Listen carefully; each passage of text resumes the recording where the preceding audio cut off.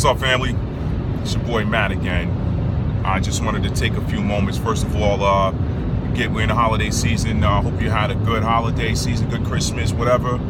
And I'm looking forward to looking ahead to Saturday and Sunday. I want to wish everybody a happy and safe and healthy and prosperous New Year. Okay, so hey, listen, if you're going out on New Year's Eve, be safe. Be safe, all right? Be safe. Now, and be smart. Be smart. If you're gonna go enjoy an adult beverage, enjoy it responsibly, okay? Have some consideration for yourself and your neighbors with whom you share the road and share whatever venue you're in. All right, now that being said, listen, I just wanted to take a few moments to talk to you guys and tell you, listen, let me get right into it. So I'm listening to the radio this morning, and one of the radio personalities that I like listening to, he was talking with someone who called in, and I guess this person was a longtime friend of his, and he was saying how this person died after a long battle with cancer, the C word as I like to call it. And every time I hear that, it quite frankly, it pisses me off. I get upset. Those of you who know me, you know my story. I was a soldier in that war on cancer. Okay. So listen, let me get down to what I want to say this morning. All right. And those of you know I wrote a book called From Fear to Faith: A Survivor Story, and I'll tell you about that if you don't know about it. But let me get to the point. Listen, I am tired of seeing and hearing about people losing their respective wars or battles with cancer. And I want to give some insight into why I think we have so many people, and listen, God bless you if you lost someone to that horrible condition. Anyway, hang on, I got a notification popping up on my screen there. Look, let me say this, okay? The reason I believe we are losing so many of our friends and loved ones to this horrible condition is quite simply because we're fighting it wrong, okay? Listen, this person lost their battle. You don't battle cancer, your body does it for you.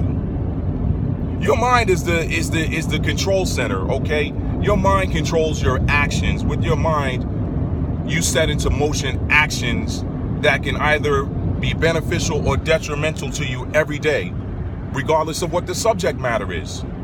Your mind is the control tower, okay?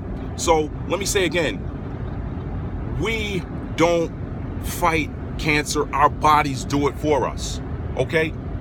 So your only task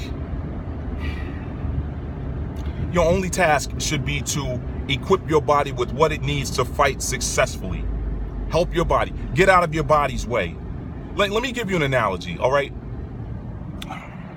Changing hands there. Hands getting a little tired. Let me give you an analogy.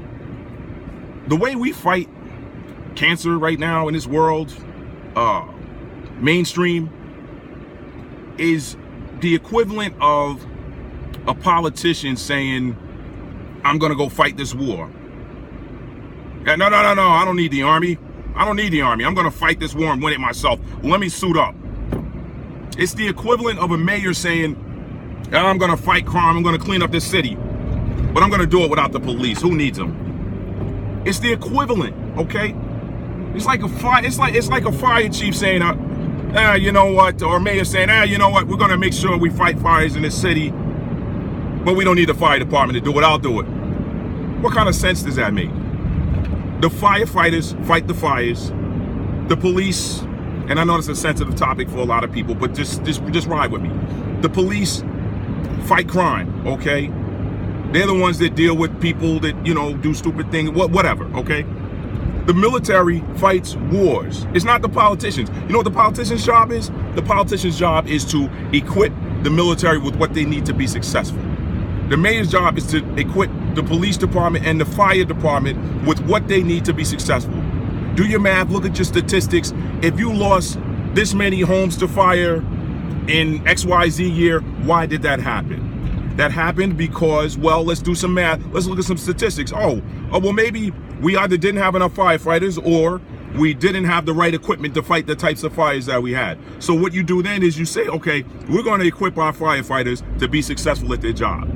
And that is how things are. Okay, so going back to your body, your immune system doesn't work for you. It's your immune system. Okay, sorry, driving a manual here. And no comments, please. I know what I'm doing. I've been doing this for a minute. Sorry. I get upset. I get passionate about this. All right, so your body does it for you. So let's start changing the way we think. Listen, I don't know what your religious background is. I don't know. Listen, I believe in God, believe in Jesus Christ. This is how I was raised, okay? I was raised up in church. And let me tell you, the scripture says, or as my old man used to say, the scripture speaketh on this wise, okay? It said, be not conformed to this world, but be ye transformed by the renewing of your mind. Renew your mind. Listen, let's change the way we think about this thing. I mean, up until this point, how many 100 years, 100 years, a little longer, whatever, a little less, have we been fighting, quote unquote, the war on cancer? How many? It don't look like, it doesn't seem like we're doing very well, does it? It doesn't. The statistics are piss poor, okay? So let's bring this thing back a minute. You don't fight cancer. Your body does it for you. Your only job is to equip your immune system with what it needs to do its job effectively. All right? So, that's all I have to say this morning. And you know what? I wrote a book that chronicled my journey through the war on cancer. And you know what? I want you to read it. I want you to read it because what I want you to pick up on is not, oh, well, hey, okay, here's another story about a guy who got diagnosed with something and he's still here. No, I want you to see the underlying theme. Throughout the book, I don't just talk about my medical trials. I talk about different obstacles I've had, in life, on the tennis court, at the job. The recurring theme I want you to see when you're reading the story is how a guy formulates a plan and says, hey, we're gonna handle this situation. We're gonna resolve this problem. It's all about problem resolution, okay? When I received a dreadful diagnosis in 2011, I didn't panic. I didn't throw up my hands and say, oh my God, I'm gonna die. I simply formulated a plan and said, hey, I'm gonna live with this plan or I'm gonna die with it. But it's gonna be my plan. I'm gonna get my doctors on board with what I want to do, not me throwing myself at the mercy of the healthcare system that, look at the numbers. Hey, listen, if you work in healthcare, you cannot get mad at me for what I'm saying. Because how many families cry and say, well, my whomever lost their battle with such and such. Yeah, well, you know who was on their who was on their team? Who was on their team when they lost? They didn't just lose it, their team lost it. What if healthcare gave everybody a money back guarantee that your parents would, you know what? If they did that, I guarantee you fewer people would pass away from these conditions. Now, I'm sorry, I'm ranting, but I'm sick and tired of hearing about people losing their war on cancer. I'm tired of it. Listen, I'm sorry about the hands and everything. I just had to get this out because I'm headed to a tennis match this morning, and hopefully I can use this energy to inflict punishment on my opponent. Nothing against them. Whomever I'm playing this morning, I'm gonna love them, but I'm gonna inflict punishment on them. Okay? All right, but I digress. Okay? I had to kind of calm myself down a little bit. All right? I want you to read my story. My story is titled "From Fear to Faith: A Survivor's Story." Okay? And again, I don't want you to go into it thinking, oh, wow. I want you to pick up the underlying theme. Formulate a plan. When you got a problem, formulate a plan to resolve it. And sometimes when you're planning, you got to tweak it. Sometimes, hey, you know what? We planned this. This didn't necessarily work out. Let's make an adjustment. But stick with your core. The core is, I'm going to resolve this problem I have. I was diagnosed with such and such. How can I resolve it? It's not, at the end of the day, I got to live and die with me. My family has got to live or watch me die without whatever, okay? That's what it's about. And I'm sorry, guys. I'm sorry. I'm sorry. Read the story. It's a great story. I'm not just saying that because I wrote it. I'm a writer, yes. But listen, I don't, as an artist, I'm not putting out any crap, all right? I promise you, if I put it out, and I'm a literary artist. I'm a performance artist. I sing. And I'm also a culinary artist. Now, I'm not a professional chef, but I do cook for people. And let me tell you, anybody that comes over my house and has had Matt's cooking, they will tell you, wow. They will say wow to you. I got people that can vouch for me on that. But you know what? I'm not saying every dish I've ever cooked has been 100. But you know what? If it wasn't 100, you didn't taste it. I promise you that. So that being said, listen, I put out this amazing story, and I want you to read it, and I want you to be inspired. Read a story about a guy who got a dreadful diagnosis, who formulated a plan and said, I'm not taking this sitting down. I'm not taking, not only how can I overcome this, how can I avoid what I think may have caused it? Okay, because it's about avoidance, and that gets back to what I was saying, equipping your body with what it needs to do its job. All right? I'll break that down in this. Listen, I didn't write the story to tell you how you should do something. I just wanted you to see the theme and come up with your own plan. And not just for resolving a healthcare crisis. It could be a relationship issue that you need to resolve. It could be monetary, whatever. It could be job related.